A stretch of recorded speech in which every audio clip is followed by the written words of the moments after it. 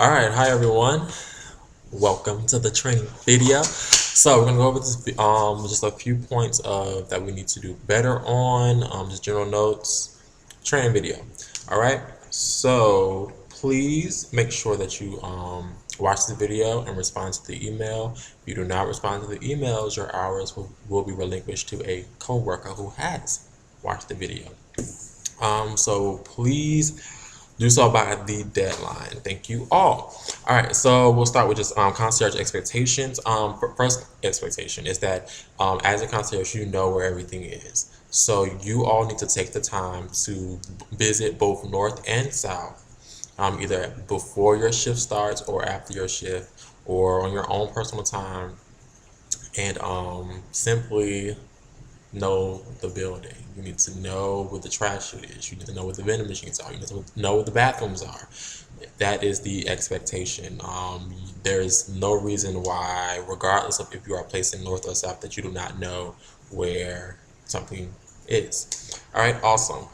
Professional language and conversation. Please ensure that when speaking to the client, to residents, to anybody in the world while you are working for college at College Hall, on site, I don't care if it's in the back parking lot, front street, on the phone, whatever, that you are having professional, that you're using professional language, that you're it's a professional conversation, that you're utilizing customer service, that you are at no point speaking ill of anyone, poor language, cursing. You should never express your aggravation or irritation. I don't care if the client thinks it's cute or whatever. The expectation per my instruction and per the company is that you are going to be professional at all times. I've have heard a few stories and it's unacceptable. Next point, grammar. Everything you write, everything you send, everything you say needs to be grammatically correct. You need to read over everything you have written and make sure that it is grammatically correct. If you are unsure if something's grammatically correct, please Google it. Sending a poorly written document is unacceptable. All right, thank you. Again, customer service attitude, make sure that you are always pleasant, that you're always there to help, that you're always being upbeat. I actually have people walk up to the front desk and go, why does so-and-so have such a terrible attitude? Not a good look. All right, thank you. Messages. Make sure that we are typing our messages and sending them via email to the correct person, ensuring that those are grammatically correct and that they have as much detail as possible. So you want to make sure that you have the individual's name. If they're calling about their child or anybody, needs to have that person's name. You have ID number, you have phone numbers, email addresses, room numbers, whoever they have spoken to in the past, a synopsis of like what their issue is, the potential resolution that they want. You need to have all this information in that email and send it to the correct person. All right. Checking in, checking out. So ensuring that everything is filled out properly. For check-ins, no one is to check in um, outside of office hours unless they have authorization to do so. Check-in is from 10 a.m. to 6 p.m. If someone comes at midnight, 2 a.m., and they're like, oh, I'm trying to check in, there is no overnight check-ins, period. From 6 to midnight or 6 to 11-ish or 6 to whatever the time is, pretty much 6 to midnight. If we have information that an individual is supposed to check in, then yes. But overnight, not a thing. It is a security hazard. Think about an individual who, or the roommate who is asleep, who all of a sudden there is somebody but bursting into their room at 3 o'clock in the morning. No check-ins after midnight. All right. Check-ins, the forms, ensure that you are aware of the forms that are there.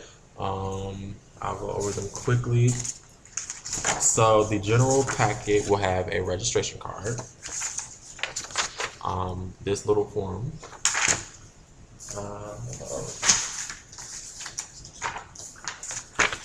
this form, this form, and this form. All right. have the individual fill out this card, just the front, as accurate as possible. Then have them fill out the top portion of this card, of this form, and then talk them through these points. So you need to ask the office for a copy of this so that you can read through and know what you're asking them to sign. It's just about the room inventory form, the lockout process of being charged for that they're going to acknowledge and abide by the code of conduct, that the responsibility of having your key, that you're going to be charged for that, responsibility of disposing of your trash properly, and the acknowledgement of that the only thing that is allowed are the things on this list, so the microwave and the mini fridges and a microwave. The microwave I don't believe is allowed anymore, so this form is incorrect, so please clarify that as well, and ask them to sign. Then you will keep these two forms. You do not let them walk away with this. Then go over this form. Tell them that these are all the potential charges for damages, cleaning, etc. if the room, property, everything is not maintained. This is the OOPS form. This is how they have anything fixed in their room if anything is broken or not working properly. And then the inventory form, you can fill out the top. They'll take you to the room, fill everything out, note the quality, and then they will bring that back. So this form, and this form, the individual walks away with. These two forms you keep along with the folder, and that is what you will turn into the main office as soon as possible. If the individual has not brought back the inventory form, you are still to turn in the folder to the office. They can turn it into the inventory form to the front desk or the office at a later date. All right, that is check in, check out. It is simply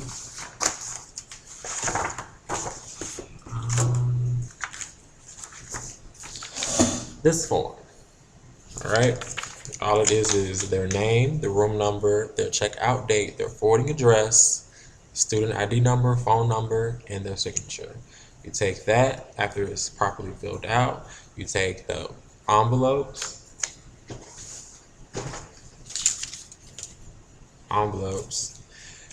and you take their keys, and on it needs to say either mailbox key with their room number or room key with their room number. If they have a mailbox key and a room key, you need 2 envelopes designating each, and then you staple all that together with this form, and then that will be turned into the office.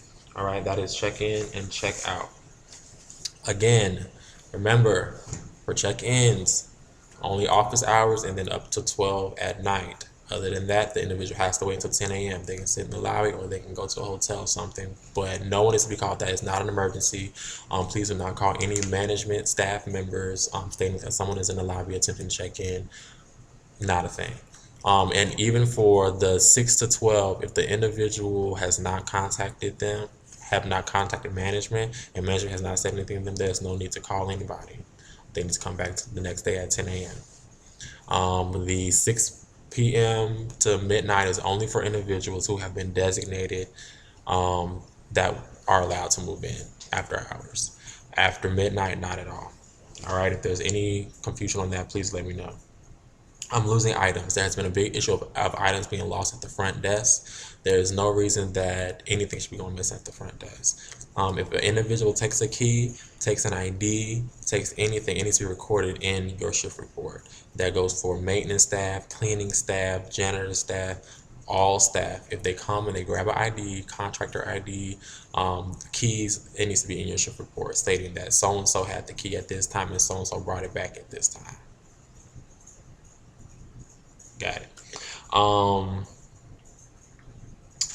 Linen concierge after hours. So after hours, we are assisting for the linen concierge. So from 10 a.m. to 6 p.m., the linen concierge does their thing, runs the show. But after hours, after they are gone, if an individual comes down and say, hey, for some reason I don't have a shower curtain, then we as concierge will check the manifest and that is on the computer, and we'll see. Well, this is for Change the South particularly. Um, what what, I guess not club, but what conference or camp that person is a part of, and if check that same spreadsheet to see if they indeed purchased that amenity. All right, so the individual will come down, you'll ask their name, you'll verify that they are a resident, you'll say what is your camp or your conference or what group did you come with. After that, you'll check and see if that camp or that group, that individual purchased um, a toiletries packet or a linen packet. The individual saying, I don't have a shower curtain, but they did not purchase a toiletry packet, they are not to get a toiletry packet or anything that comes in it. So they should not get tissue, they should not get a shower curtain, they should not get anything. Same thing for towels, pillows, whatever. If they come down and say, hey, can I get a pillow? Go through the same process and see if they indeed purchase that package. If they indeed purchase that package, then you would simply take the contractor ID, go into the office or the mail room, and grab the item. All right, and you provide it for that person, and you'll also make note of that in your shift report. All right, so we are assisting linen concierge after hours. Checking IDs again, every ID, every time. When the cameras were up very briefly, I did check the cameras. There was a little bit of funny business when it came to IDs. You need to tighten up on that. But also thank you for those who have been extremely diligent in that, especially in North with what you all have been going through. God bless you. Eating at desk again, no eating at the front desk. Ms. Tiffany noted that there are individuals like sneaking at the front desk and snacking at the front desk. She does not want that. So please, no eating at the front desk, period. Also, the question came up about potentially having a refrigerator at the front desk. The answer is a no. They don't want to encourage the eating at the front desk, and people have been sneaking, so yeah. Also, so therefore we need to be creative in like the lunch boxes that remain cool, all that kind of stuff. If that's what we need to do, we have the access to the microwaves. So if you need something warm, we have that ability. But if you want something cold, then you'll have to be creative. There should be no person belonging to the front desk. None. There should not be snacks, gum, Tic Tacs, shoes, jackets. All that stuff should not be left at the front desk. You need to come dressed, or you need to come bringing what you need to come dressed. Like, and everything needs to leave with you when you leave at the end of your shift. The utilization of materials. So materials need to be used better. So right now at South, there are actually no sticky notes. I have no idea where they went, but they are non-existent. So we need to be more cognizant of how we're using things. Feel free to grab a sheet of paper versus a sticky note. Everything does not have to be on a sticky note. You can use paper, which you can get out of the office. Yes, just be more cognizant of how you're using things. Make sure the individual is not walking away with pens. The Germex is for us and not residents. All that kind of stuff. All right, keep that in mind. We'll go to scheduling things. So we are now at a hard limit of 40 hours per week. So please be cognizant of that. You will only be able to work 40 hours per week. And then, so if you are over that, some of those hours will have to be relinquished to someone else. So please, if you realize you're about to go over 40 hours, contact the person who you are to relieve, or the person relieving you, and maybe you leave an hour early and they come an hour early. That is the maneuver we're going to have to go. So there is no more clocking in 15 minutes early. Everybody has been pretty good at adhering to that.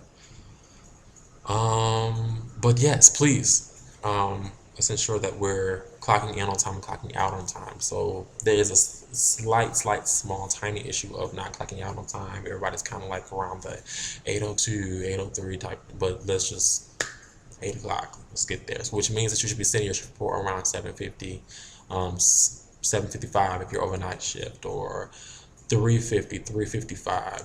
Don't wait until 3:59 to send your report.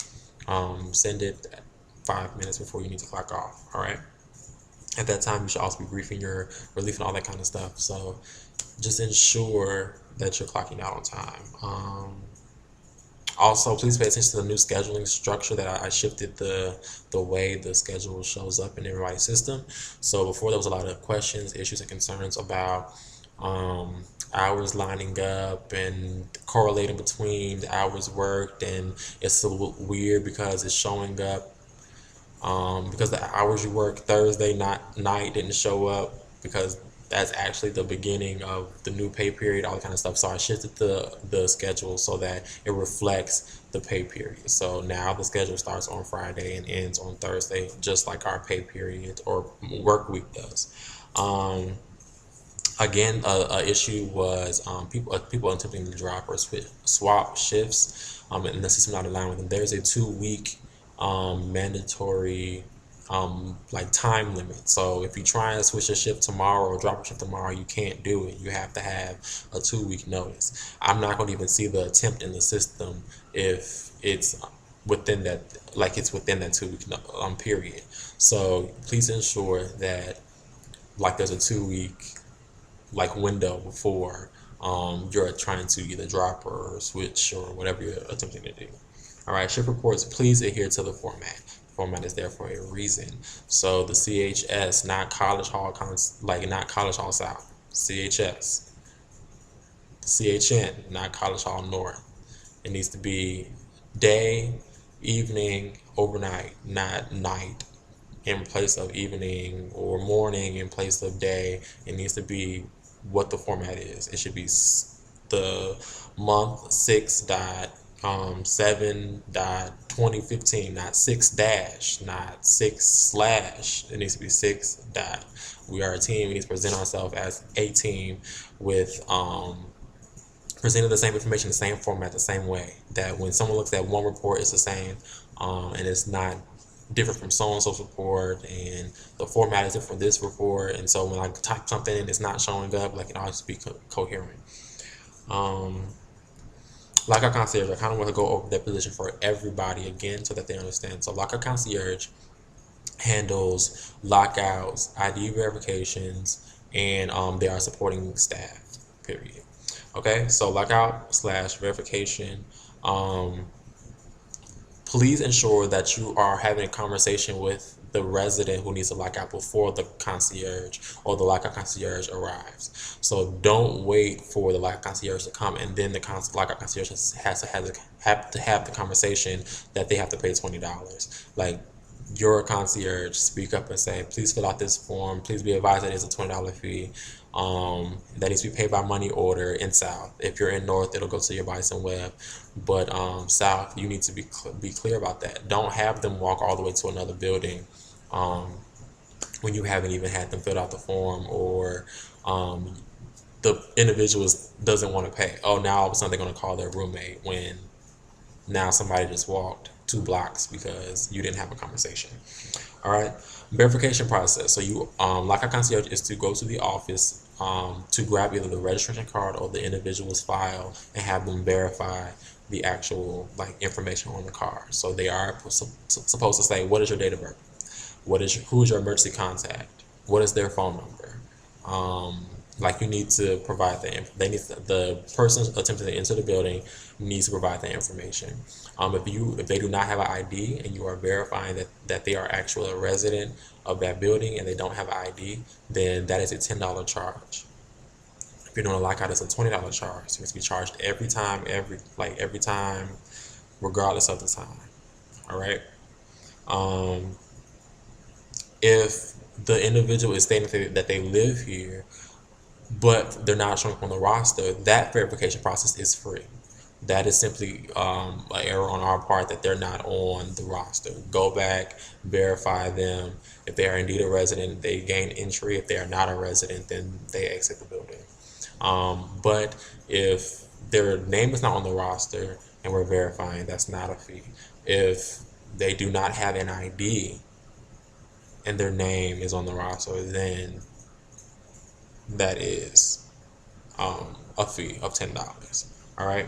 Also, lock concierge is to relieve everybody for bathroom breaks and for like lunch breaks. All right. So the desk should not be empty at any point. You need to call the locker concierge to come relieve you to utilize the bathroom or to come relieve you to go on your break. All right. During the day shift, interns are now going to relieve you for your 30 minutes. So South will go at noon, and North will go at 12:30. All right, for your breaks. So um, that is it. Make sure that all forms are accurate, and make sure that we are keeping track of who is providing of who's getting lockouts and ID verifications. So these individuals we need to keep track of those individuals. So it needs to be recorded in your shift report that so and so is getting a lockout, so that later on, if for some reason a money order is not collected, they can be contacted. All right. Um, if you're filling in, so for instance, if you're a lockout concierge and you're filling in for a regular concierge, you need to be on point.